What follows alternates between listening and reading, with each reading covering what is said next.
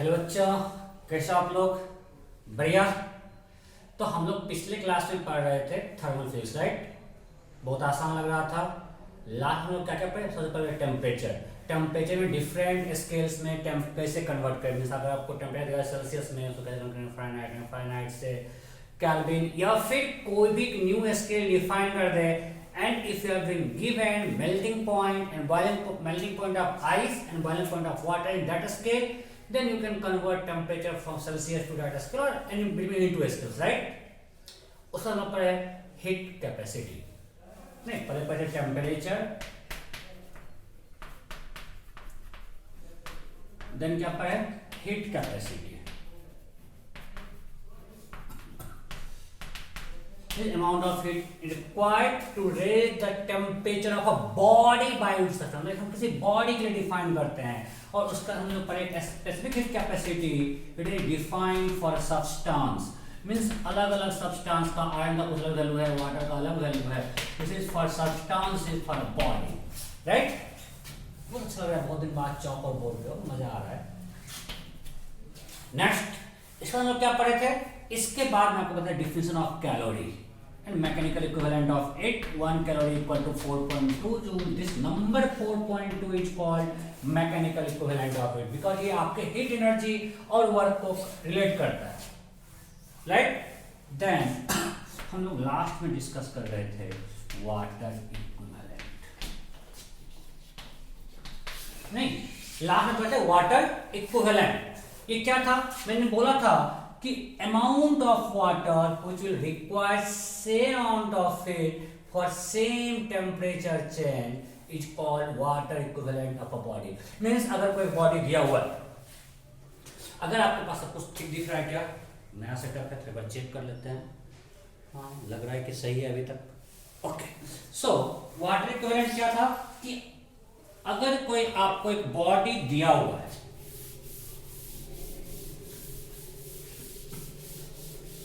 Right? अगर कोई body दिया हुआ है, कोई body,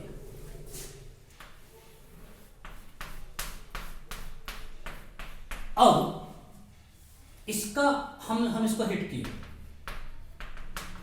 for delta T temperature will require delta Q hit, right? अब हमको निकालना कितना वाटर लें कि सेम डेल्टा टी के लिए हमको सेम डेल्टा क्यू चाहिए। जैसे इस बॉडी का अगर मास m है, इस बॉडी का मास m के लिए और इसका हीट कैपेसिटी C है, C जूल पर degree Celsius. So delta Q required will be simply C delta T, right? और this is equal to m s body delta T। सो हमको इतना ही चाहिए to raise temperature by delta T। और हम कितना वाटर ले लें, मान लें हम x kg वाटर लेते हैं, तो x kg water will require same amount of x kg water. कितना चाहिए इसको डेल्टा T से हीट करने के लिए? x kg water into s water into delta T. This is amount of heat required for water. And as per definition, इतना x kg water उतना ही लेगा जितना कि ये बॉडी लेता for delta T. So these two are equal. And from here we got this x equal to msb by sw, right? Delta T one. ये mass of body और ये क्या है? mass of water. This is called water equivalent। यहाँ तक हम लोग पढ़े थे पिछले क्लास, राइट? तो सिंपली मैंने आपको बताया सब टू यूज करते हैं कि हमको यहाँ पे अगर हमने वाटर इक्विवेलेंट दे दिया तो सिंपली हम मान लेते हैं कि हमको x kg या m वाटर, जो जितना वाटर इक्विवेलेंट है उतना वाटर को हीट करना है।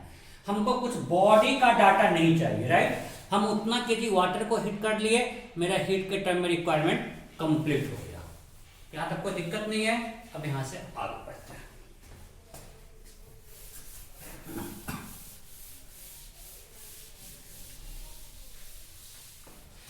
अब एक क्वेश्चन करते हैं।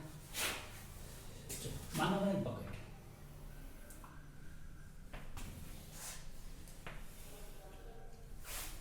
ये बकेट है, इसमें कुछ वाटर भरा हुआ है, मान लो 20 kg वाटर, ठीक है? And water equivalent for this bucket is 5 kg। Water है 5 डिग्री सेल्सियस पे और इसको हम एक इमर्जन रॉड हीटर से हीट कर रहे हैं। इसको माने 2, चलो इसको हमने जोड़ दिया है 220 वोल्ट। ठीक है, आपको हीटर का रेटिंग दिया हुआ है, वो जो हीटर है उसका रेटिंग दिया हुआ है। उसका रेटिंग क्या है? वो है लेट्स एज्यूम 2100 वाट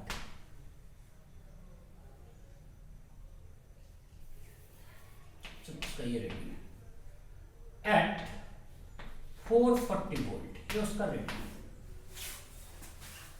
ठीक है, then question is find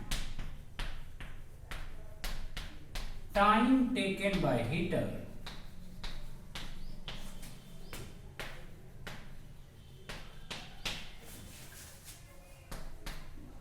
to raise temperature up to 25 degree Celsius. हमको इसको हिट करना है 5 degree Celsius to 25 degree Celsius, उसमें कितना टाइम लेगा? ऑप्शन दें क्या? चलो करो, मैं भी कर रहा हूं, मेरे साथ कर रहा हूं।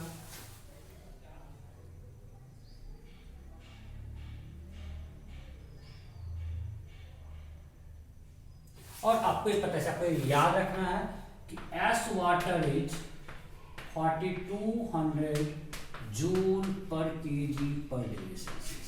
ये आपको याद रखना है वाटर का।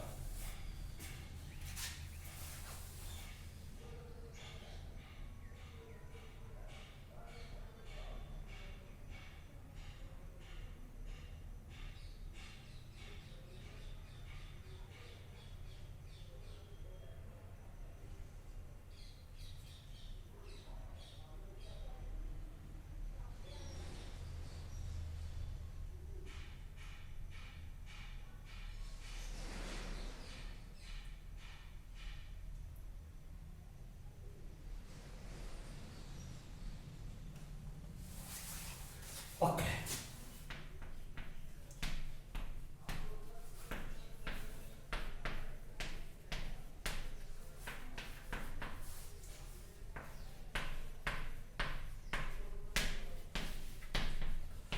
बोलो क्या होगा? Option A 500 second, option B 1000 second, option C 2000 second, option D घंटा। You have to find time. हो गया क्या? Okay, simple. पहले निकाले कितना हीट चाहिए, we need to find delta की amount of heat energy required. ये क्या होगा? M S delta T. जब हीट करेंगे वाटर भी हीट होगा और ये बकेट भी हीट होगा। सो अब बकेट को हीट करेंगे तो कितना रिक्वायरमेंट चाहिए? उतना ही हीट चाहिए जितना कि 5 kg वाटर को चाहिए, because water equivalent for this bucket is 5 kg। ये जो 5 kg water equivalent for this bucket, ये आपको दिया हुआ है।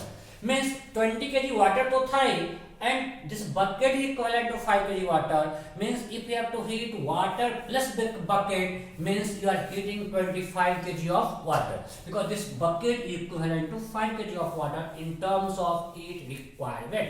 ये तो होता है heat water equivalent, so we are heating 25 kg of water, so mass is 25, right? S कितना होगा?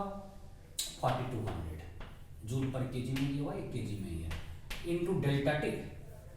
डेल्टा टी कितना है? 5 to 25, दिस मच जूल। इतना हीट रिक्वायरमेंट है, राइट? और हम हीट सप्लाई कितना कर रहे हैं? 4200 वाट। क्लास 10 पूरा भूल गया। हम लोग हीट सप्लाई किस रेट से कर रहे हैं? पावर होता है V square by R. Electrical power क्या होता है? V square by R. So इसका पावर 4200 वाट कब है? जब हमने 440 वोल्ट सप्लाई दिया है। तो सप्लाई वहां पे कब किया है? 220 वोल्ट। सो हमने वोल्टेज को हाफ किया है। सो अगर वोल्टेज हाफ किया तो पावर क्या हो जाएगा? 1/4। सो अभी जो पावर आउटपुट हमको मिलेगा that will be 4200 by 4, this much watt. Yes or no? Basic concept जो आप लोग क्लास 10 में पढ़े इलेक्ट्रिक करंट वो मैं यूज कर रहा हूं कि अगर 440 वोल्ट पावर सप्लाई होता, वोल्टेज होता, पोटेंशियल डिफरेंस, तो उसका आउटपुट होता 4200 वाट। अभी मेरा जो है पोटेंशियल डिफरेंस 220 वोल्ट है, मींस मेरा पावर आउटपुट ये हो जाएगा. So this is power output. So heat energy required in this that will be equal to power output into time. तो हमें कितना जूल पर सेकंड हम दे रहे हैं, कितना टाइम लगेगा, मान लो 25 into 4200 into 20 divided by 4200 by 4. So this got cancelled. It's a 2000 second. Am I clear? Good out? नहीं? So next chapter. Next.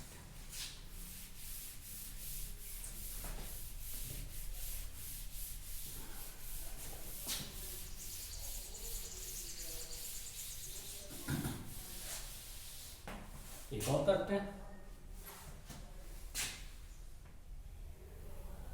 चलो मानते हैं कि बकेट है, टैंक है, इसमें वाटर है. फिर से मानते हैं 20 kg वाटर. जैसा खबर मैं दे रहा हूं, एक आयरन बॉल है, ठीक है. ये आयरन बॉल है जिसका मास है 42 kg,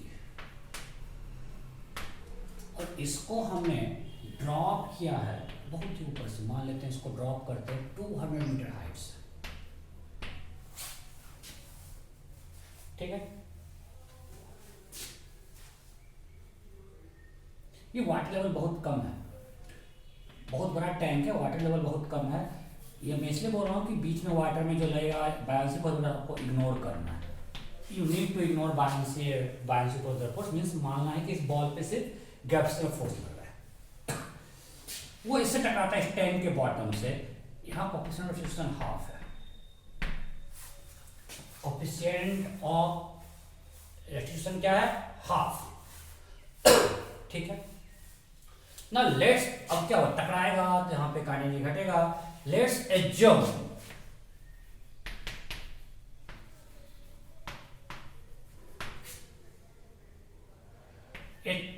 %, loss in kinetic energy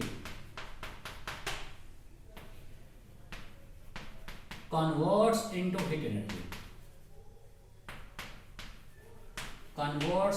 heat energy.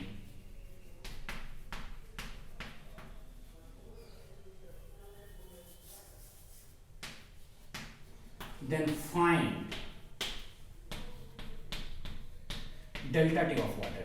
Again आपको एज्यूम करना, सब कुछ आपको सिम्प्लिफाई कर रहा हूं. एजम्पशन एज्यूम करना है कि जो भी हीट जनरेट हुआ है taken by this water.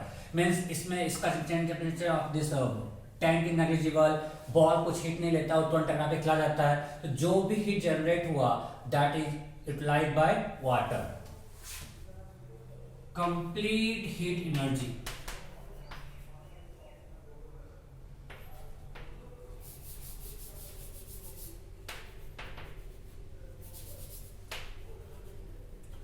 whole amount of heat energy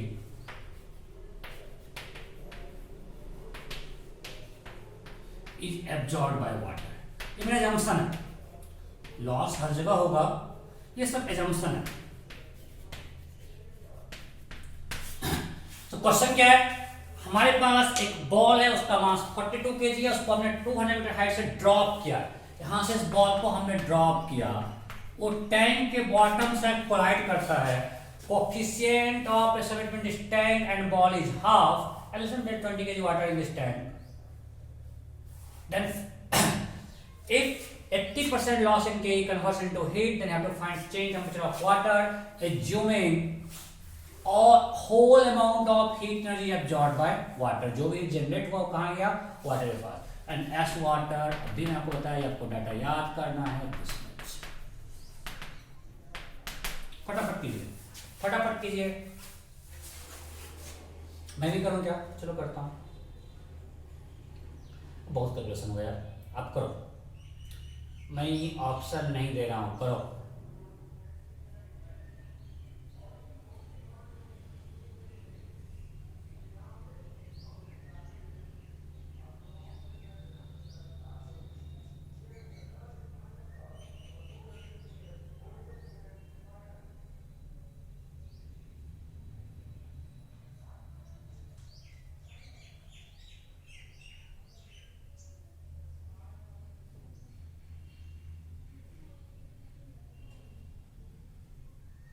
करो करो करो, मैं भी कर रहा हूँ, आप भी करो,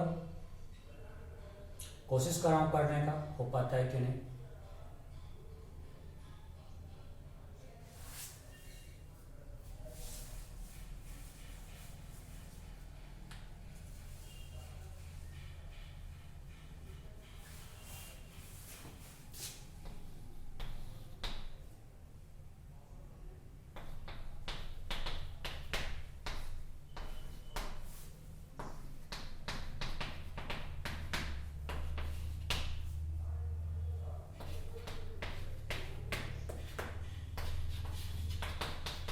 कैलकुलेशन मिस्टेक हो सकता है। फटाफट, you have to find change in temperature of water. मैंने काफी टाइम दे दिया, आप लोग कर लिए होंगे। Option A 1.5, option B 0.75, option C 0.6, option D NOTA. कर लिए, अब ये क्वेश्चन में क्या है, मैकेनिक्स है, हीट का या कुछ रिक्वायरमेंट है, हीट बस एक ही है, delta Q equal to M I delta T. अगर आपसे सब क्वेश्चन नहीं बन रहा है तो इसका मतलब बिल्कुल नहीं है कि आपको थर्मोडायनेमिक्स नहीं आता है। आपको क्या नहीं आता है, मैकेनिक्स नहीं आता है। आपको इसका मतलब नहीं आता है, आपको वर्क पावर एनर्जी नहीं आता है, आपको कंसंट्रेशन नहीं आता है, इसलिए क्वेश्चन नहीं बन पाएगा। Otherwise delta Q equal to M I delta T आपको आता ही होगा। सो हमको यहाँ पे हमको ये यूज करना है। आपको ये दिया हुआ है, ये दिया हुआ है, ये पूछा है, मास ऑफ वाटर गिवन 20 के लिए, एस वाटर दिया हुआ है, ये पूछा है, तो ये निकालना है। ये आपको डायरेक्टली नहीं दिया हुआ है, इनडायरेक्टली आपको दिया हुआ है। कितना ही जनरेट हो रहा है, लॉस इन के का 80%। तो first thing you have to find for loss in के।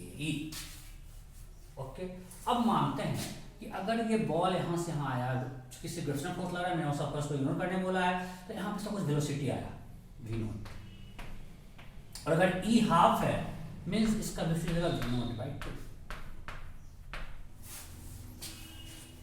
मींस अगर पहले इनिशियल के कुछ e है तो फाइनल के क्या हो जाएगा, उसका वेलोसिटी हाफ हुआ मींस के है half mv square. So velocity अगर हाफ हुआ मींस क्या होगा 1/4 times, right. So loss in के क्या होगा, e minus e by 4, 3/1। Am I clear कि इसका जो के लॉस हुआ वो कितना है, 3/4। अगर उसको हमने ड्रॉप किया, जब वो यहाँ आएगा it will gain kinetic energy, because energy का डिक्रीज हो रहा है, डेल्टा यू डिक्रीज, मतलब यू डिक्रीज हो रहा है इसलिए के बढ़ेगा। ये आपको पावर बेसिक क्वेश्चन है, जैसे यहाँ पे √2gs होता है, मैं इसको यूज नहीं किया हूँ। तो यहाँ पे इसका के हो गया अगर e, so after collision k becomes e by 4 because velocity becomes half, e is half, its concentration is half. So loss in k is e minus e by 4, 3/4. So a इसका loss in k है। अब जो k loss हुआ उसका 80% गया heat में, so delta q जो होगा ये होगा 4/5 into 3e/4।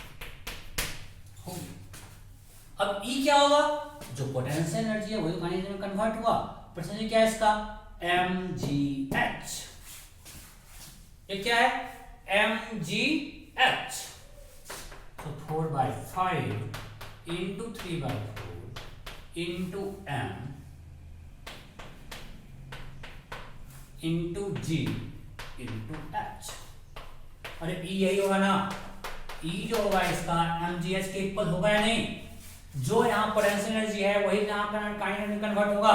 टेंसिल के तो E है, हमने इस पे mgh लिख दिया, ठीक है, ये कट गया। हम इसको ऐसे ही छोड़ते हैं। 3/5 इंटू दिख रहा है 4200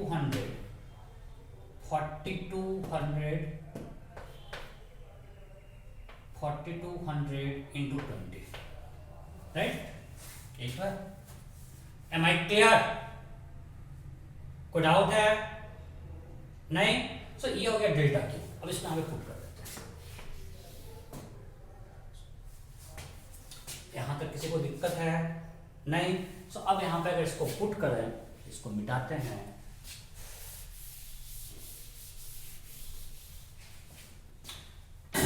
सो डेल्टा क्यू है मेरा ये equation, delta Q equal to M S delta T. So delta Q is 3/5 into 4200 into 20, that is equal to a mass of water, this into delta T. So ये गया cancel. So what is delta T? It's a 3/5. मेरा question बिल्कुल सही था. We got 0.6 degrees Celsius. Okay. Am I clear? कोई doubt? सबको सब कुछ दिख रहा है? So अब अगर हम चाहें तो पूरे क्लास आपको यही करवाते रहेंगे. मैकेनिक्स से फ्रिक्शन ले देंगे, वहां से निकालेंगे लॉस इनकी, फिर निकालेंगे हीट में कितना गया, फिर निकालो टेम्परेचर चेंज. तो हम लोग यही करते रह जाएंगे तो अल्टीमेटली मैकेनिक्स पढ़ते रहेंगे. सो मैंने आपको बस एक दो क्वेश्चन करके दिखा दिया कि ऐसा हो सकता है, इस तरह से आपको यूज कर सकता है कि कोई इंक्लाइन से आया, कुछ फ्रिक्शन एरिया, फ्रिक्शन में एनर्जी लॉस हुआ, वो चला गया हीट में, देन फाइंड चेंज टेम्परेचर. कर लोगे? ओके. सो अभी तक हम बात करते हैं टेम्परेचर चेंज की. अब बात करते हैं phase change. Phase change means हम बॉडी को हीट कर रहे हैं, जैसे सॉलिड से लिक्विड में कन्वर्ट हो रहा है विदाउट चेंज इन टेम्परेचर. नहीं, जैसे हमारे आइस को हीट किया, अगर आइस हमारे पास 0 डिग्री सेल्सियस, अगर आइस हमारे पास -10 पे है, इसको अगर हम हीट करेंगे, इस आइस ब्लॉक को अगर -10 पे है, तो पहले ये हीट होकर इसका टेम्परेचर राइज होगा और ये -10 से 0 पे जाएगा. और जब एक बार आइस 0 पे पहुंच जाएगा, अब जब इसको हीट करोगे, we know melting of ice is 0 degree Celsius at atmospheric pressure, फिर will start converting into water. और जब तक पूरा आइस वाटर में कन्वर्ट नहीं हो जाए, इसका टेम्परेचर राइज नहीं होगा. मींस अभी जो हम इसको हीट दे रहे हैं, ये सारा हीट जो होगा, it will be utilized in phase change. Right? Okay. So अब आगे हमें एक डाउट है. हमने डिफाइन किया हीट कैपेसिटी. राइट? वो क्या डिफाइन किया? Heat capacity C. अब आप लोग हीट कैपेसिटी पढ़ोगे थर्मोडायनामिक्स में भी, जब गैस स्टेट पढ़ोगे, वहां पे पढ़ोगे Cp होता है, Cv होता है, और भी कुछ हो सकता है. हीट कैपेसिटी जैसे 2 तरह हो सकता है, हो सकता है यार. तुम पढ़ोगे C = Cv + R/1 - X. यही पढ़ेगा? अरे हाँ नहीं. अगर कोई भी प्रोसेस है PVX = कांस्टेंट पॉलीट्रॉपिक प्रोसेस, उसका C है. आप लोग थर्मो में पढ़ चुके हो, लग रहा है क्या मैं बोल रहा हूँ सर, क्या क्या बोल रहा हूँ. अगर आपका प्रोसेस है मान लिया आइसोबारिक या आइसोकोरिक, चोरिक, आइसोकोरिक, इसमें वॉल्यूम कांस्टेंट होता है. राइट? अगर वॉल्यूम कांस्टेंट है, मतलब क्या, कैसा प्रोसेस है, इसमें एक्स क्या है बोलो? एक्स क्या है? आइसोकोरिक प्रोसेस में वॉल्यूम कांस्टेंट है, हाँ या नहीं? ओके. तो उस केस में मेरा C क्या होता है आइसोकोरिक प्रोसेस में? C = क्या होता है बोलो? C ये होता है ना? अरे हाँ या नहीं? एंड आइसोबारिक में, आइसोबारिक प्रोसेस में मेरा क्या होता है? P = कांस्टेंट है ना? मीन्स एक्स यहाँ पे क्या है? 0. आइसोकोरिक में एक्स क्या है? 0. तब P = कांस्टेंट है, तो उस केस में C क्या होता है? Cv + R, that is Cp.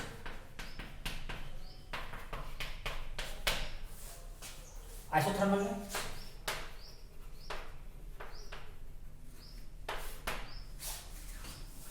में क्या होगा? आइसोथर्मल प्रोसेस में टेम्परेचर कांस्टेंट है, मींस P × V कांस्टेंट है.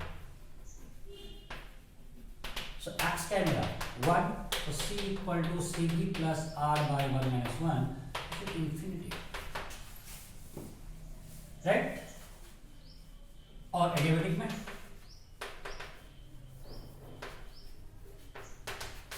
x = गामा होता है. Right? So C = 0 because Cv R/γ - 1 + R/1 - gamma. r by gamma minus 1 plus r by 1 minus gamma, because x equal to gamma, तो c equal to क्या होता है 0। कोई दिक्कत नहीं? बोलो यहां तक किसी को कोई डाउट है क्या? नहीं है डाउट? ठीक से देखो, ये सबको थोड़ा इसमें पढ़ चुके हो, सबको दिख रहा है ना? हाँ दिख रहा है। सो यहां पे हम लोग हर प्रोसेस का गैस में अलग अलग सी लिख रहे हैं। ये सी है, ये सी है, ये सी है, इंफिनिटी हो गई। बट जब हमने बात किया, अभी हम सॉलिड की मेनली बात करते हैं, सॉलिड लिक्विड का, गैस का नहीं बता रहे हम लोग, पढ़े सॉलिड लिक्विड, गैस को हम पढ़ते हैं थर्मोडायनामिक्स में। वहां पे हमने सिंपली बोला सी, वहां पे क्यों नहीं बोले? यहाँ पे क्यों बोल रहे हैं सीपी सीवी? आप लोग थर्मो पढ़ चुके हैं, कोई क्वेश्चन नहीं पूछा आप लोग कि सर आप, हम तो गैस में पढ़े हैं सीपी होता है, सीवी होता है, ये जीरो हो सकता है। यहाँ पे आप सिर्फ सी क्यों बोल रहे? फिक्स है, आप प्रोसेस की बात ही नहीं कर रहे हैं। सी किस प्रोसेस में होगा? ये सीपी क्या है? C at constant pressure, that is isobaric process. CV क्या है? C at constant volume, that is isochoric process, right? ये थर्मल में C at constant temperature, adiabatic में जब डेल्टा क्यू 0 है, और किसी प्रोसेस के लिए सी हम डिफाइन कर सकते हैं। मींस गैस में सी है प्रोसेस डिपेंडेंट, हम कैसे उसको हीट कर रहे हैं उस पर डिपेंड कर रहा है हीट कैपेसिटी। बट यहां तो नहीं है, यहां पे तो ऐसा बात नहीं कर रहा है, तो फिर क्या गोलमाल है भाई? यहां पे क्यों नहीं कर रहे? तो देखो, तो ये पार्ट क्लियर है ना कि गैस में सीपी सीवी ऐसा कुछ नहीं है कि सी हमेशा सीपी होगा या सीवी होगा। It depends on thermodynamic process, हम कैसे गैस को हीट कर रहे हैं उसका उसका सी का वैल्यू अलग प्रोसेस के अलग अलग है, जनरल इक्वेशन, राइट? ओके, अब अगर हम बात करें हीट का, अच्छा फर्स्ट रेफरेंस क्या है? Delta Q equal to delta U. Now, in case of solid and liquid, in case of solid and liquid, if we hit delta W tends to 0, volume change होता है but negligible है, expansion solid भी है liquid में भी है। But अगर हम सॉलिड को हीट करते हैं, उसका टेम्परेचर जो राइज होता है, वो डेल्टा टी पूरा टेम्परेचर राइज पे थोड़ा सा वॉल्यूम चेंज, मतलब डेल्टा डब्ल्यू क्या है? पी डेल्टा वी, या इंडिकेशन ऑफ पी डीवी। सो यहाँ पे अगर परसेंटेज की बात करें तो पी डेल्टा वी है, सो वहां पे वॉल्यूम चेंज नेग्लिजिबल है। सो अगर डेल्टा डब्ल्यू टेंड्स टू 0 है, तो in case of solid liquid delta Q is always equal to delta U, right? या delta Q is always equal to delta Q at constant volume, और जब constant volume पे है, in that case C will be always equal to CV। तो हम लोग solid liquid की बात करते हैं, C का हमेशा CV की बात करते हैं, heat capacity eight constant volume, because जब सॉलिड लिक्विड को हीट करते हैं उसमें वॉल्यूम चेंज नेग्लिजिबल है, सो वहां पे प्रोसेस डिपेंडेंसी नहीं रहेगा, एवरीथिंग एट कांस्टेंट वॉल्यूम। सो हमारा जो C है वो क्या है? C eight constant volume. यहाँ पे कोई भी प्रोसेस, इसको जब भी हम हीट करते हैं, सारा हमेशा आइसोकोरिक ही हम मान रहे हैं, क्योंकि यहाँ पे वॉल्यूम चेंज नहीं हो रहा है, चेंज वॉल्यूम नेग्लिजिबल है। चेंज होता है, लिक्विड भी एक्सपेंड करता है, गैस और सॉलिड भी एक्सपेंड करता है, वो तो नेग्लिजिबल है, उसको डेल्टा डब्ल्यू टेंड्स टू 0 मानते हैं। तो see that CV during temperature change, during temperature change.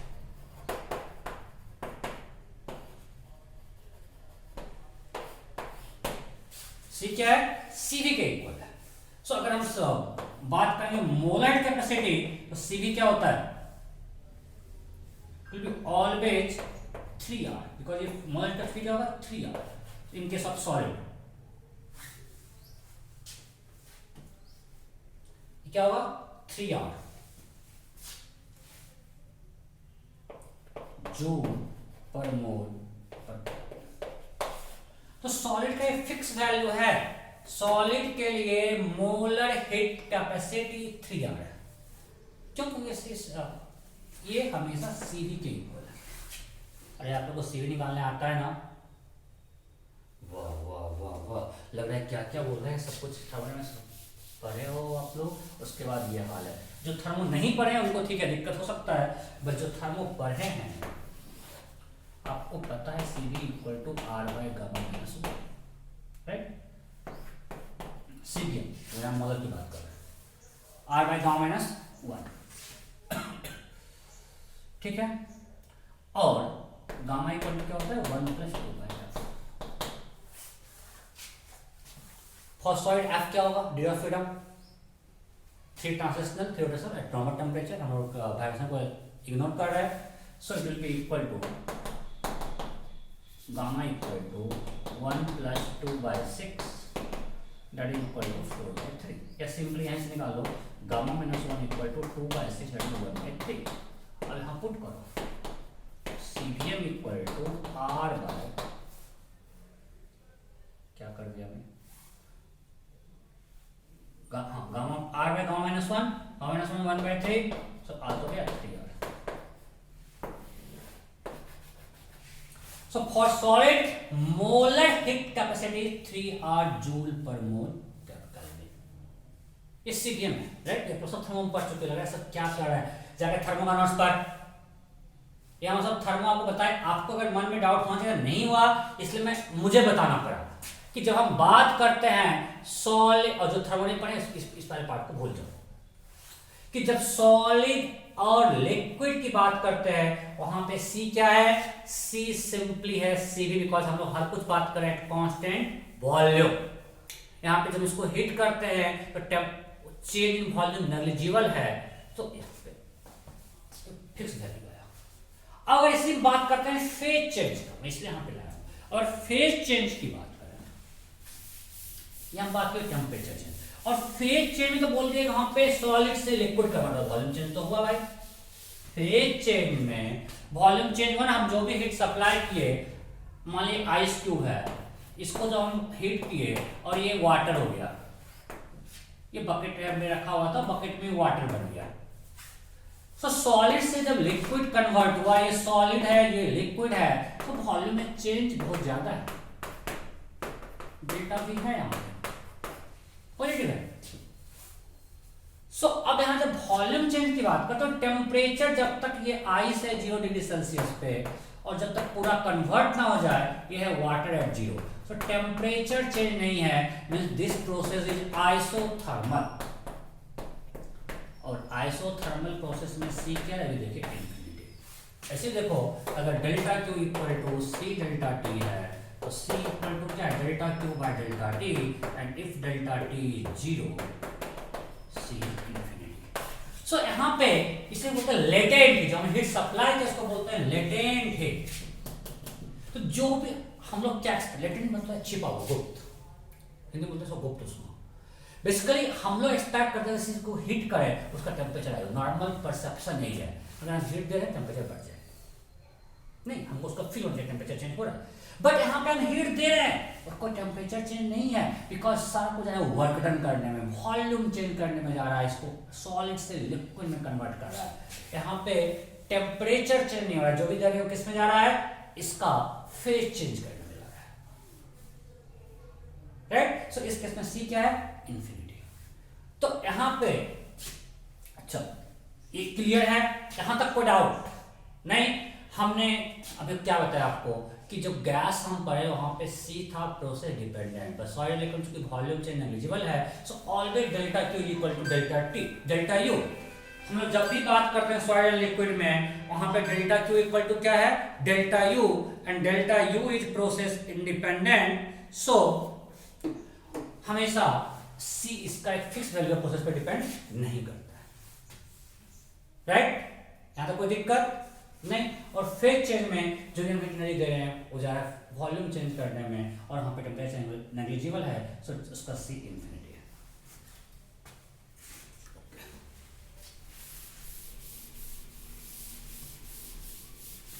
अब हम लोग डिफाइन करते हैं latent heat.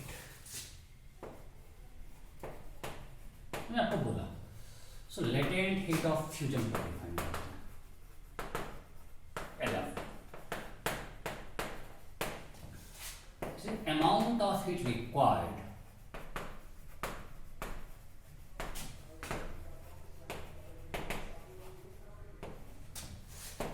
to change unit mass of solid into liquid at its melting point. Latent oxygen क्या है? Amount of heat required to convert unit mass of solid into liquid at its melting point. So this is amount of heat required per unit mass. तो इसका unit क्या होगा? SI unit बात करेंगे. SI unit क्या होगा इसका? Joule पर केजी. नहीं, और हम लोग नॉर्मली जो यूज करते हैं वो हम लोग बहुत ज़्यादा यूज करते हैं. अदर यूनिट जो होता है हम लोग आपको डाटा जो मिलता है वो मिलता है कैलोरी पर ग्राम में. जैसे LF ऑफ आइस, ये आपको याद रखना है.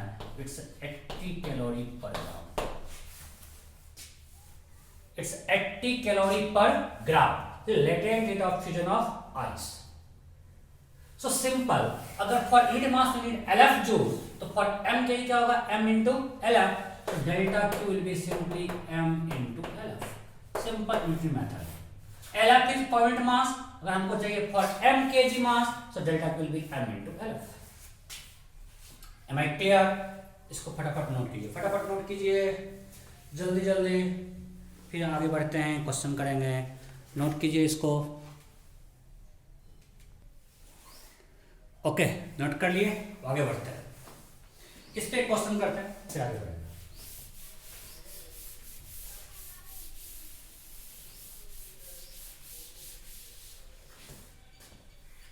Simple question. हम पास एक बकेट है, तो मान लेते हैं आइस क्यूब रखा हुआ है. इसको हम हीटर लगा के मेल्ट करना चाह रहे हैं. ठीक है. 220 वोल्ट पावर सप्लाई से जोड़ दिए. Let's assume we have 10 kg of ice. ठीक है. और हीटर जो है वो है 2100 वाट. पावर ऑफ हीटर क्या है? या हीटर का रेटिंग है 2100 वाट एट 220 वोल्ट. इसका रेटिंग है. We have 10 kg of ice. Then question is we have ice at 0 degree Celsius. Then find time taken by heater to melt whole ice. Question clear है? In a beaker, we have 10 kg of ice at 0 degree Celsius. It is heated by a heater of capacity 2100 watt at 220 volt power supply. Then find time taken by heater to melt whole ice. Find time taken by heater to melt whole ice. फटाफट कीजिए, मैं भी कर रहा हूँ. और ये आपको याद रखना है. यहाँ पे दे देता हूँ LF of ice is 80 calorie per gram. 80 calorie per gram.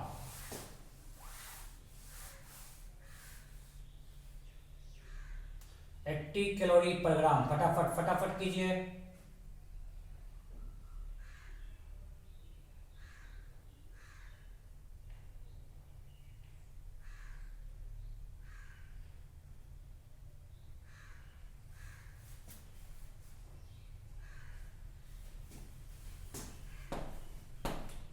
Eight 800 second.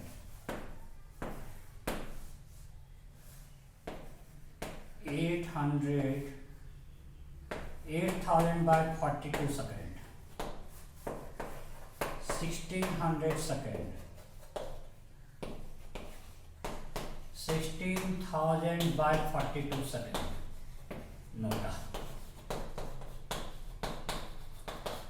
Find time taken by heater to melt whole ice. फटाफट फटाफट. हो गया. बिल्कुल सेम टाइप क्वेश्चन. वहां पे मैं कह रहा टेम्परेचर चेंज, यहाँ पे है phase change. So amount of heat required होगा m into LF, that is power of heater into time. So power यहाँ पे क्लियर किया 220 वोल्ट पे 2100 वाट. तो this is 2100 joule per second. या को ध्यान रखना. So to find time in second, you have to put delta Q in joule. So delta Q है m into LF. So मास है 10 kg और ये 80 कैलोरी पर ग्राम। सो LF होगा 80 कैलोरी पर ग्राम, means 80 into 4.2 joule पर ग्राम। तो पर केजी क्या होगा 80,000। इसमें कोई दिक्कत? अरे ऐसे करो, कर कंफ्यूजन हुआ। देखो एक बार और देखो, एक बार और दिखा रहा हूं। डेल्टा क्यू है 80 कैलोरी पर ग्राम, सॉरी LF है 80 calorie per gram. Delta Q is m into LF। So mass है 10 kg means 10 into 1000 gram into LF। तो दिस मच कैलोरी, इसमें कोई दिक्कत नहीं। इट्स 80 कैलोरी पर ग्राम। सो हमने पहले कन्वर्ट कर दिया उसको ग्राम में 10 kg को, फिर उसको LF से मल्टीप्लाई कर दिया। This much calorie required heat and we know 1 calorie 4.2 joule. So अब होपफुली किसी को डाउट नहीं ना होगा। This amount of heat energy required to melt whole ice and that will be equal to power into T. So T power कितना है 2100 joule per second, this much joule per second into T. ये भी joule में आ चुका है। सो time in second निकल जाएगा, that will B 10,000 into 80 into 4.2 by 2100. This got cancelled. It's a 5, 16. So to time आया 1600 सेकेंड। तो कैलकुलेशन का ध्यान रखना, उसकी जिम्मेवारी मेरी नहीं है। पिछले क्लास में मैंने एक बार 30 into 2 कर दिया था 60, 30 into 3 कर दिया था 60 90 होगा। जो नहीं था किसका टेम्परेचर ज़्यादा है, देख लेना, एक मिस्टेक था कैलकुलेशन मिस्टेक लास्ट लेक्चर में। कोई डाउट नहीं? आंसर सही था, बस थोड़ा सा कैलकुलेशन मिस्टेक था। पक्का? ओके, अब आगे बढ़ते हैं, आगे बढ़ते हैं। Next thing is latent heat of vaporization. Latent heat of vaporization, latent heat of vaporisation.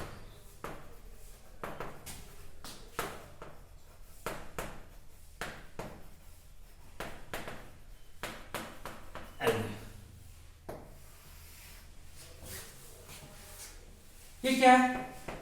Amount of heat energy required, amount of heat energy required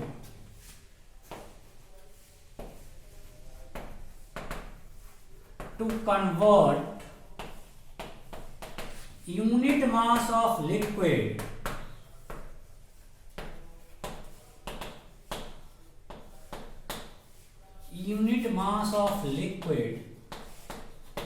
into its gaseous phase, into its gaseous phase at its boiling point, at its boiling point।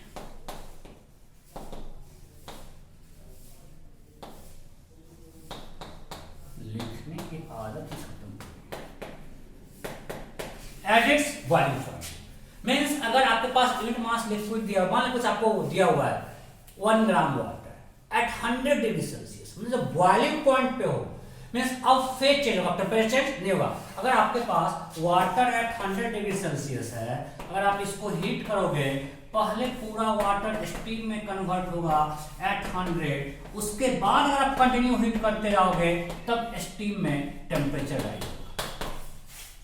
ये बिल्कुल आपको होना चाहिए clear. जैसे आपको हमने पहले दिया आइस एट -10, पहले आइस -10 से 0 पहुंचेगा, अब उसको और हीट सप्लाई करके पहले आइस कंप्लीट आइस कन्वर्ट होगा वाटर एट 0 में, और कंटिन्यूसली उसको हीट सप्लाई करते जाएंगे तो वाटर 0 से जाएगा 100 तक। If you continue supplying it, now water convert into steam at 100, और जब पूरा वाटर स्टीम में कन्वर्ट हो जाएगा तभी स्टीम 100 से टेम्परेचर पे जाएगा। सो अगर यहाँ पे जिसमें कन्वर्जन हो रहा है, जब यहाँ से यहाँ ये जो प्रोसेस है, यहाँ पे वाटर स्टीम मिक्सचर है तो टेम्परेचर 100 सेल्सियस पे कांस्टेंट है। अगर पास आइस और वाटर, अगर आपके पास आइस और वाटर का मिक्सचर है तो temperature of mixture must be 0 degree Celsius, because जब तक पूरा आइस वाटर में कन्वर्ट नहीं होगा उस सिस्टम का टेम्परेचर 0 डिग्री सेल्सियस ज्यादा हो ही नहीं सकता है। क्लियर? सो अगर यहाँ पे हमने हीट दिया है, पहले वाटर पूरा स्टीम में कन्वर्ट होगा, उसके बाद ही स्टीम का टेम्परेचर राइज होगा, वो 100 से ज्यादा होगा। Clear? So this is amount of heat energy required to convert unit mass of liquid into its gaseous phase at its boiling point. That is called LV. So delta Q will be equal to M into LV. LV is amount of heat required per unit mass, उसको M से multiply कर दिया, अगर delta Q M into LV. कोई दिक्कत? और again LV for water होता है 500, हम 540 यूज करेंगे for calculation. This much calorie per gram, 540 calorie per ग्राम हम लोग इसको यूज करेंगे फॉर कैलकुलेशन. और नॉर्मली आपको एग्जाम में डाटा दिया आता है, अगर नहीं दिया है तो आप इसको लेके वैल्यू निकाल सकते हो. सो यहां तक किसी को डाउट है क्या? नहीं. सो अब मैं आपको क्वेश्चन देता हूं.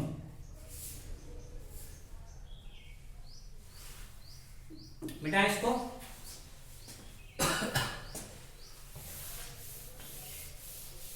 जो लोग 10th आईसीएससी के में थे, 10th में आईसीएससी में उनका सब कुछ ये पढ़ा होगा, सारा कुछ ऐसे बताना है मैं जितना बताना. ओके, मान लीजिए क्वेश्चन दिया हुआ है, find amount of heat required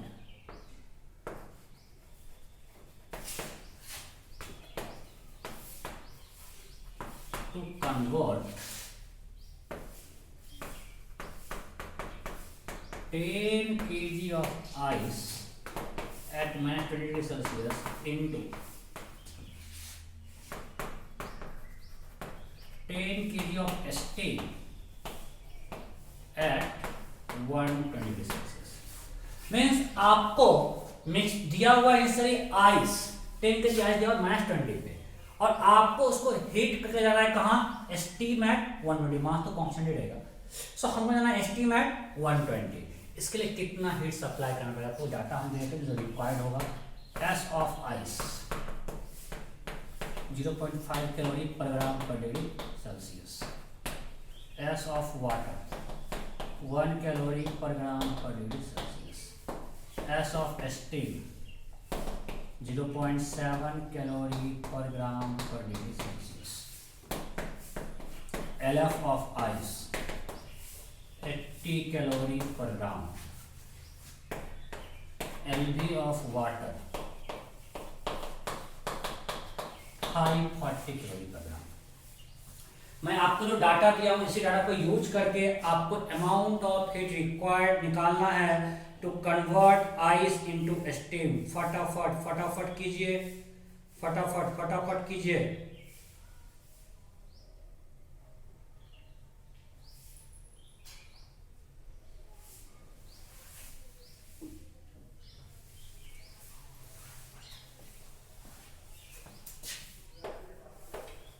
चलो मैं भी करता हूं.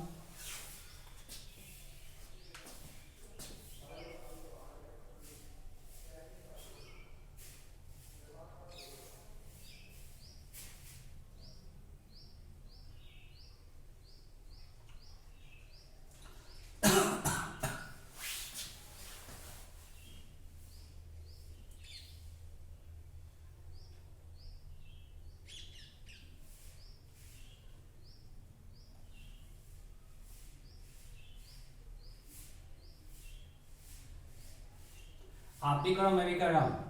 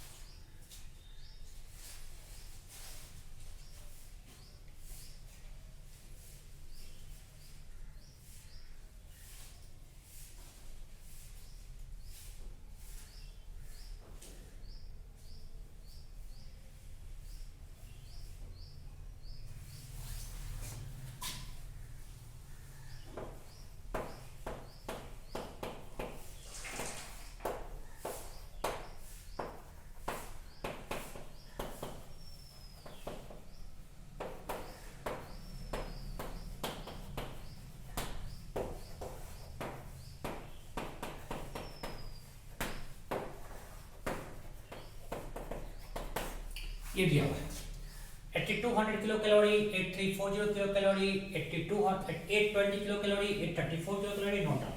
आपको सबको डाटा दिया हुआ है, आपको निकालना है अमाउंट ऑफ हीट रिक्वायर्ड। आप लोग कर लोगे, जब नहीं किया तो अभी किए। सो मैं इसको मिटाता हूँ, इसको करते हैं। आपको क्या दिया हुआ है, आइस एट -20 और जाना कहाँ है, स्टीम एट 120। आइस एट -20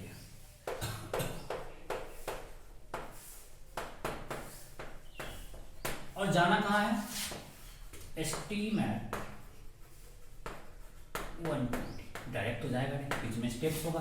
क्या स्टेप्स होगा, जब हम पहले आइस को हीट करेंगे तो आइस फेज में रहेगा कब तक, जब तक तो टेम्परेचर उसका 0 नहीं हो जाए।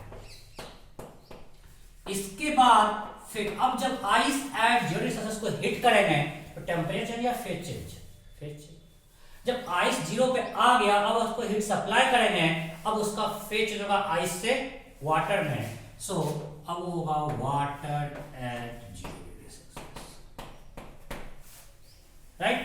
अब इसको जब हीट करेंगे तो टेम्परेचर चेंज, बिकॉज अब ये वाटर फेज में आ चुका है, हम हीट करके इसको वाटर एट 100 करेंगे। बिकॉज जब तक ये 100 पे नहीं पहुंचेगा फेज चेंज नहीं होगा, क्योंकि वाटर का बॉइलिंग पॉइंट क्या है, 100 डिग्री सेल्सियस। अब इसको अगर हीट सप्लाई करेंगे तो ये बनेगा water at steam at 100, because of phase change होगा। अगर हम वाटर 100 को हीट सप्लाई करें तो क्या बनेगा, स्टीम। जब तक ये पूरा वाटर स्टीम में कन्वर्ट नहीं हो सकता है, नहीं हो जाता है, उसका टेम्परेचर राइज नहीं होगा। और अब जब हीट करेंगे तब वो टेम्परेचर राइज होगा।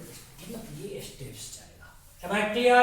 जब आइस हमारे पास -20 पे इसको हीट सप्लाई करता है, पहले हो जाएगा 0 डिग्री सेल्सियस पे, बिकॉज मेल्ट करेगा तो कर सकते हैं वो 0 डिग्री सेल्सियस पे ही जाता है।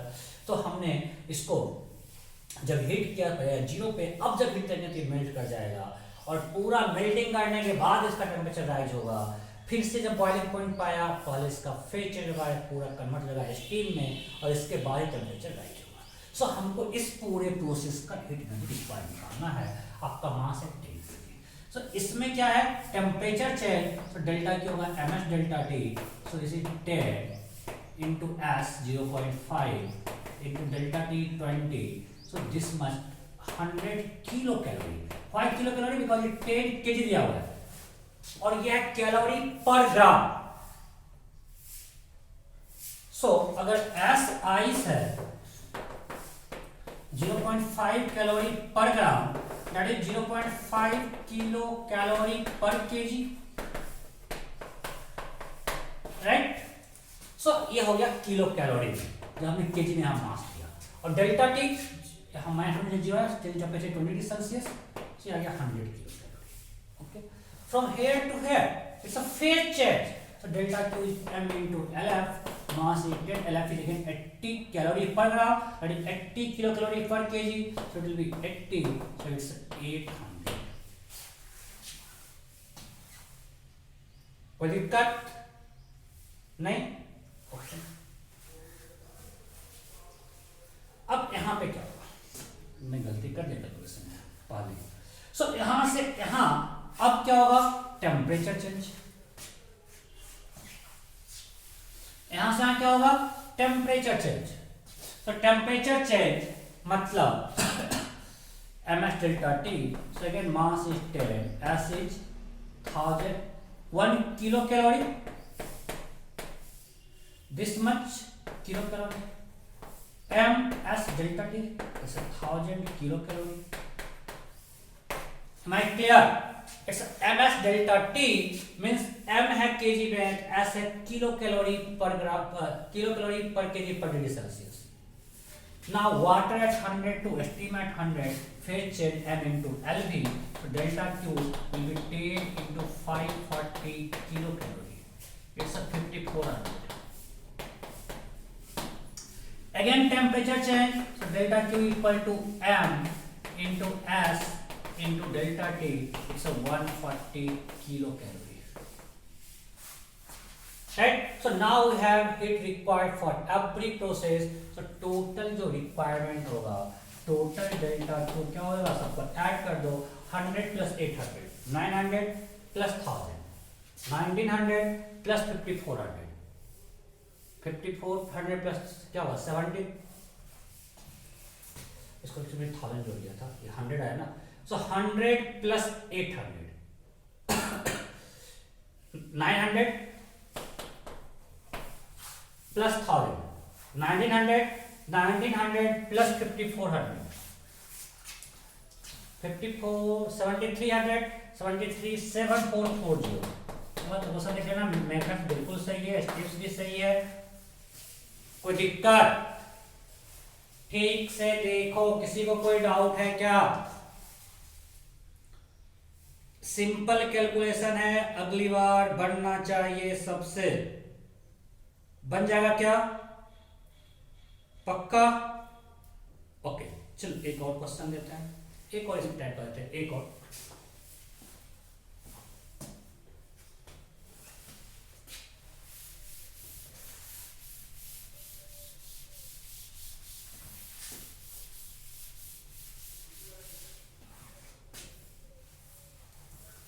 फाइन, डाटा आपको दिया हुआ है, अमाउंट ऑफ हीट रिक्वायर्ड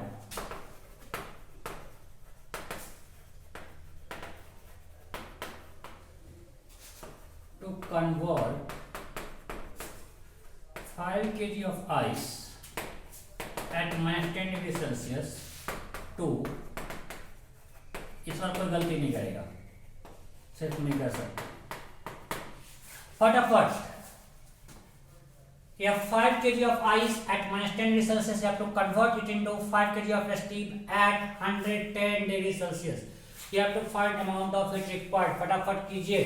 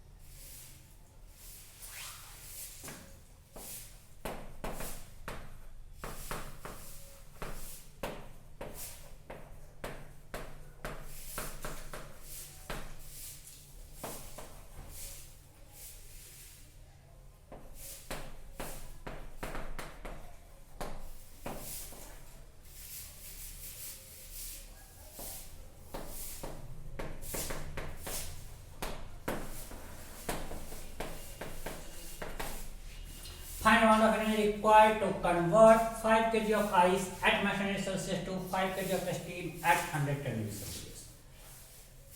बिल्कुल सेम टाइप क्वेश्चन है, हो गया? ओके, करते हैं। स्टेप्स क्या होगा? हमारे पास इनिशियली क्या है? 5 kg आइस एट -10, और हमें जाना कहाँ है? 5 kg स्टीम एट 110। हमको कन्वर्ट करना है इसको 5 kg स्टीम एट 110, ये ना। सो अगर हम स्टेप्स को नोट करें, पहले आइस को हम लोग हीट करें कहां तक? जहां तक कि आइस 0 पे ना आ जाए। आइस जब एक बार 0 पे उसके बाद ना फेज चेंज होगा। सो हमने हीट किया 5 kg ice eight -10 degree Celsius तो 5 kg ice at 0 degree Celsius. इसको और फिर से अगर हीट करेंगे तो अब क्या होगा? Phase change. So will get 5 kg water at 0 degree Celsius. If we heat ice at 0, so we'll get water at 0. Right? यहाँ तक कोई डाउट?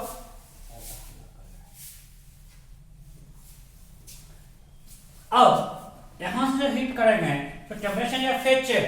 टेम्परेचर, हम वाटर को हीट कर रहे हैं। सो 5 kg water at 100 degree Celsius. इसके बाद जब वाटर एट 100 को हीट करेंगे तो क्या होगा, फेज चेंज, तो convert into steam, so we will get 5 kg steam at 100 degree Celsius. और इसके बाद टेम्परेचर चेंज, कोई दिक्कत, आइस को पहले मैंने -10 से 0 पे लाया, फिर आइस से वाटर बनाया, वाटर को 100 पे ले गया, फिर वाटर से स्टीम बनाया, फिर स्टीम को 100 पे ले गया। आपको याद हो गया होगा, मैं जान उसके दूसरा क्वेश्चन लिया हूं ताकि जिस टॉपिक को फंक्शन रहा होगा उसका पीरियड लेगा। अब यहाँ टेम्परेचर चेंज है, सो delta Q ms delta T, m is 5, s is 0.5, delta t is 10, it's a 25 kilo calorie, right. यहाँ पे क्या है, phase change, so delta Q m into LF because इस रेडिएंट ऑफ फ्यूजन यहाँ पर required होगा, इस सॉलिड से लिक्विड में जा रहा है, सो 5 into 80 this much kilo calorie, so it's 400 kilo. From here to here, again we have temperature change, so the amount of it required by ms delta t, so it will be m s delta t, this much kilocalorie, so it's a 500 kilocalorie. Clear? Mass s delta t. कोई दिक्कत नहीं? Again here we have phase change, it will be m into lb, lb of water is 540, so this much kilocalorie, so 2700 kilocalorie. Am I clear? Good out? नहीं? Okay. Now again we have temperature change, steam 100 से 110 में जा रहा है, तो delta Q will be m into s of steam, because यहाँ पे steam phase है, it's a 0.7 into delta T, so it's 35 kilo calorie. यहाँ तक किसी कोई डाउट है नहीं? टोटल ऐड कर दो, तो total amount of heat required क्या होगा, 25 plus 425, 425 plus 925, 925 plus this 3625, 3625 plus this 3660। अगर मैं गलती किया हूं तो माफ कर देंगे, मैं एक बार दिमाग में बैठा बार बार गलती करते रहूंगा एडिशन में। सो अगर 3660 kilo calorie amount of heat required, कोई दिक्कत नहीं। अब अगर हम ग्राफ प्लॉट करें टेम्परेचर वर्सेस हीट सप्लाइड, अगर हम ग्राफ प्लॉट करें, हम y पे रखते हैं टेम्परेचर,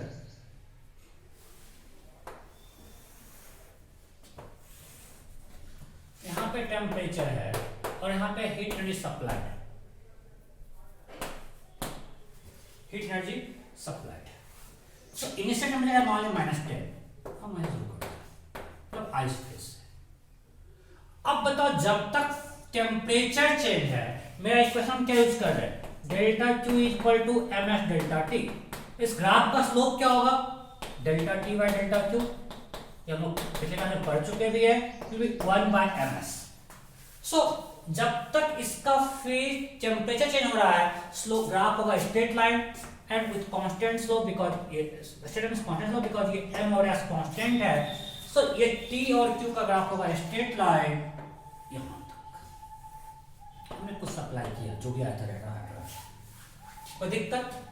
एक बार जब टेम्परेचर 0 पहुंच गया, अब जब आप इसको हीट सप्लाई करोगे तो क्या होगा, टेम्परेचर चेंज या फेज चेंज, फेज चेंज। अब क्या होगा, बिकॉज अब ये टेम्परेचर का कांस्टेंट रहेगा, प्रोसेस आइसोथर्मल है, अब वो आइस से वाटर कन्वर्ट कर रहा है जीरो डिग्री यहाँ पे, ये क्या है, मेल्टिंग पॉइंट पे है, ये इसका मेल्टिंग पॉइंट है। अब एक बार जब पूरा फेज चेंज हो गया, अब जब और हीट सप्लाई करेंगे, then we go for temperature change, again we have this equation, second slope होगा 1 by ms। so फिर से ऐसा कुछ हुआ,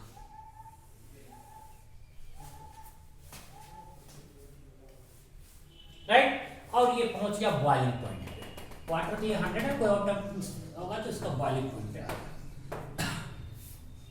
ग्राफ बहुत इंपॉर्टेंट है, हर एग्जाम में पूछेगा। और इसके बाद अगर आप कंटिन्यूअसली हीट सप्लाई करोगे, so again we have phase change, means ये लिक्विड से वेपर में जाएगा, गैसियस फेज में जाएगा। सो लिक्विड से गैसियस फेज में गया, फेज चेंज। और अगेन अगर हीट करते हैं तो अब स्टीम गैसियस फेज में हीट हो रहा है, सो टेम्परेचर चेंज। कोई दिक्कत नहीं? ओके। सो यहाँ पे कौन सा फेज है? सॉलिड। यहाँ पे फेज चेंज, सॉलिड से लिक्विड कन्वर्ट हो रहा है, सॉलिड टू लिक्विड।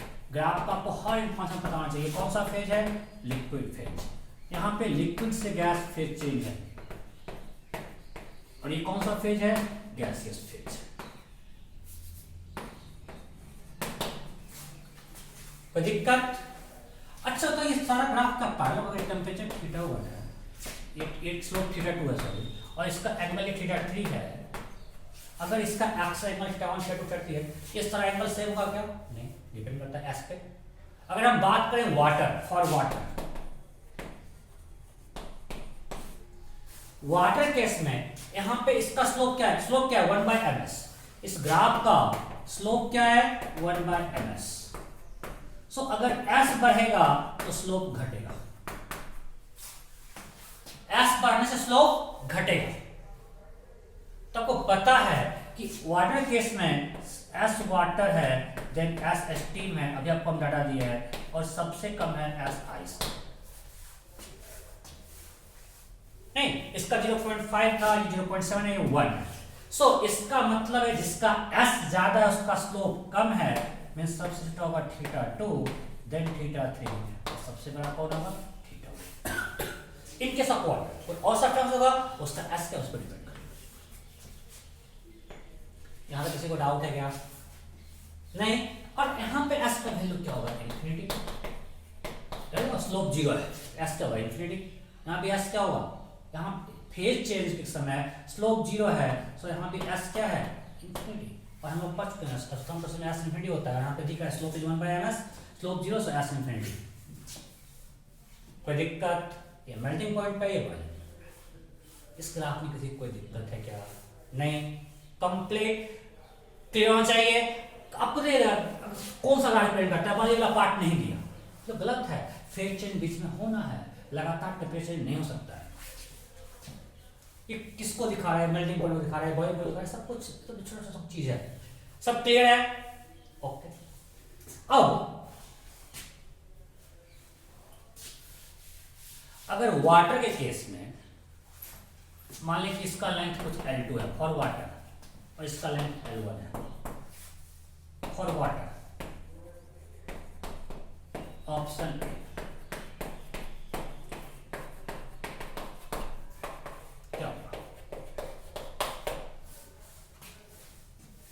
कौन करेक्ट है? हो गया। अरे भाई ये L2 मतलब ये क्या? डेल्टा क्यू का अमाउंट देगा यहां से यहां तक। सो ये जो L2 इस केस में जो है that will be delta Q is m into LV, और यहां पे जो डेल्टा क्यू है that is m into LF। So यहां पे delta Q2 by delta Q1 that will be LV by LF, और जो लेंथ है वो डेल्टा के प्रोपोर्शनल है।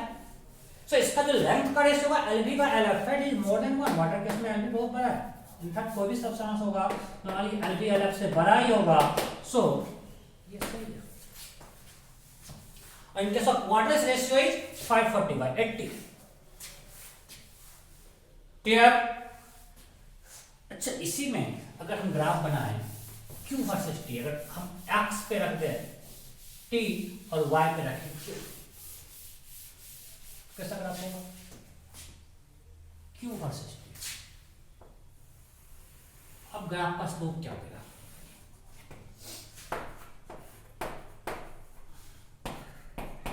अब स्लोप क्या होगा?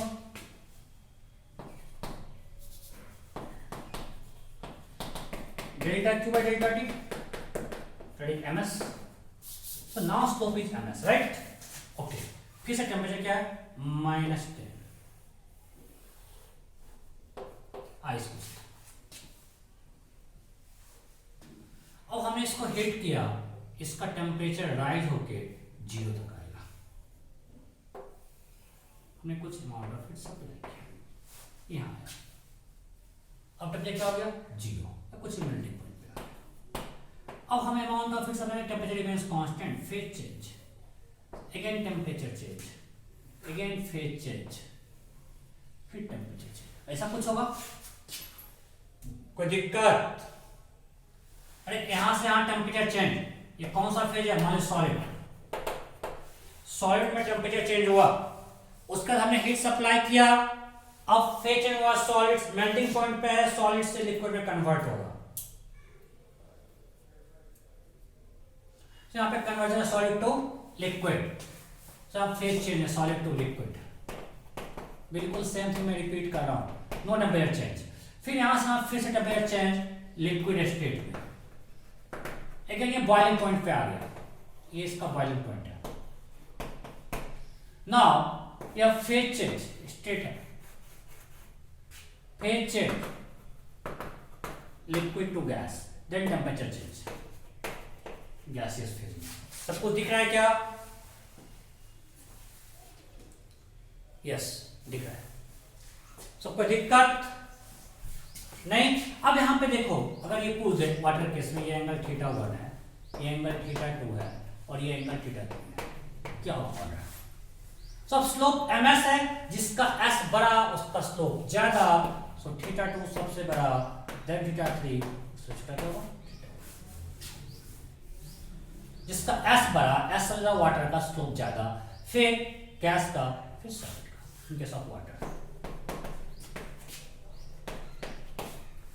कोई दिक्कत? यहां पे देखो स्लोप इंफिनिटी है, s इंफिनिटी है, राइट? से हम लोग बात कर लिए फेज चेंज की, ओके?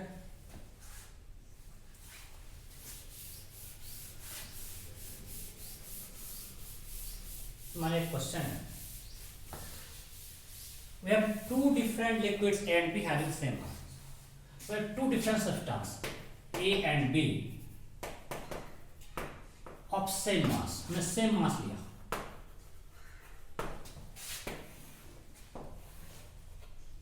और उसका हमने प्लॉट किया टेम्परेचर वर्सेस टी, कुछ ऐसा।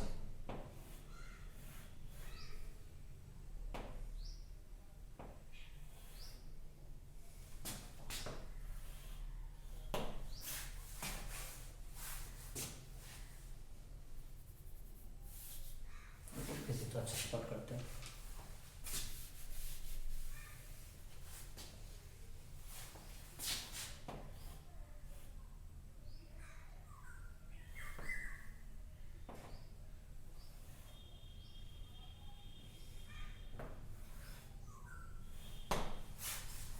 ठीक है, ये आपको दे दी कि सॉलिड फेज है, इसलिए कौन सा फेज है? सॉलिड, दोनों का। अब क्वेश्चन क्या क्या है? इफ यह है ए के लिए और यह है बी के लिए, if melting point of A is T, melting point of B is T, which the following is correct? TA equal to TB, TA greater than TB, TA less than TB, data insufficient. We have taken equal mass of two different substances A and B and we have plotted T versus T, temperature versus heat supply graph, and the following is correct. हो गया? इसमें melting point कौन सा temperature? Solid से liquid है, हमने बोला solid phase है, सो यहाँ पे सॉलिड से लिक्विड कन्वर्जन है, सो ये है इसका मेल्टिंग पॉइंट ऑफ ए, ये है मेल्टिंग पॉइंट ऑफ बी। तो हमको दिख रहा है कि टीबी बड़ा है टी से, राइट? बिकॉज ये पॉइंट है मेल्टिंग पॉइंट। कोई डाउट नहीं? नेक्स्ट, इन सॉलिड फेज हम बात कर रहे हैं। अगर सॉलिड फेज में heat split capacity of A is SA and for B is SB, then is the following current in solid phase. In solid phase, SA equal to SB, SA greater than SB, SA less than SB. Data insufficient.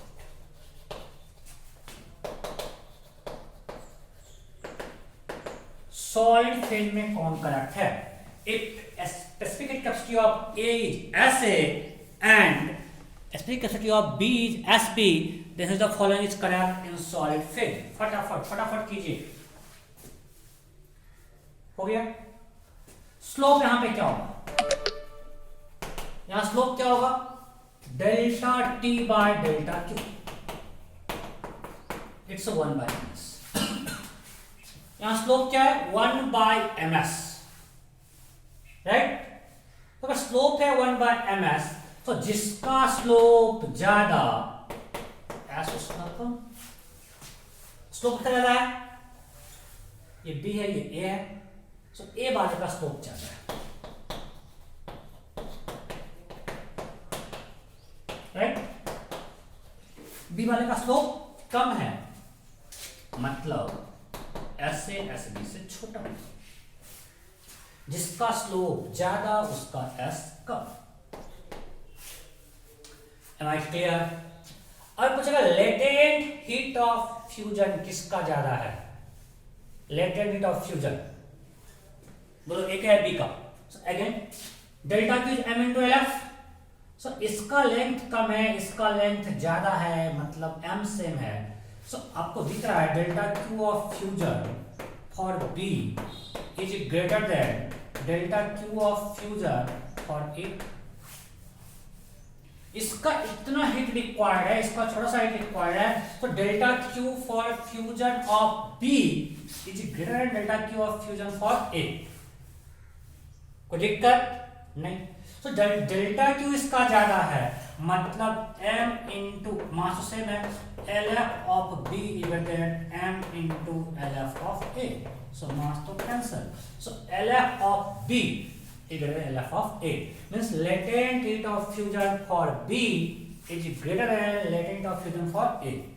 कोई doubt है यहां तक? नहीं? Okay, आगे बढ़ते हैं।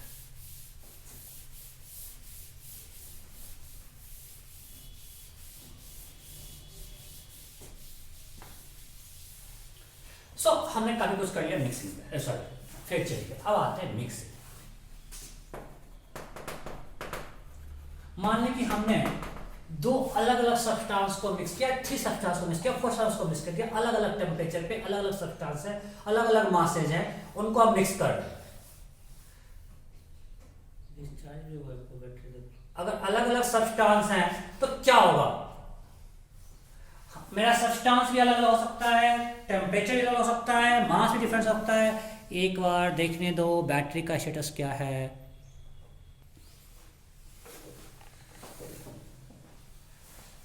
Okay, इसको हम करेंगे नेक्स्ट क्लास में, ठीक है? इसको फिर से फ्रेश से करेंगे, थ्योरी ऑफ मिक्सिंग पूरा नेक्स्ट क्लास में करेंगे। आज मैं यहीं पे एंड कर रहा हूँ। Okay, bye bye.